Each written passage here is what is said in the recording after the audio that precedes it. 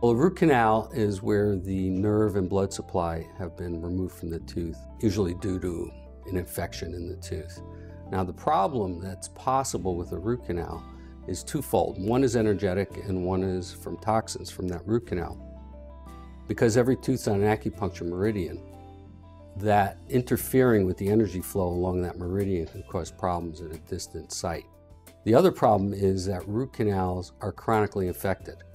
And if you can quarantine that infection, you'll be okay. But if that infection and those toxins break out of that quarantine, they go out into your system and can cause all sorts of various health problems. There's one example. I had this professional golfer who had a problem with terrible sinus infections. And every time he go off the antibiotics, the sinus infection would come back. Finally, his physician said, have your dentist check it out. And I found a problem with the lower molar. And I told him that that lower molar relates to the sinuses energetically. So he elected, and that was a root canal tooth. He elected to remove that tooth. We took that tooth out, and his sinus problems cleared up very rapidly. But what was interesting, he came back a few weeks later and he said, you know, I've had this shoulder problem that hasn't allowed me to participate in tournaments, and that's gone also.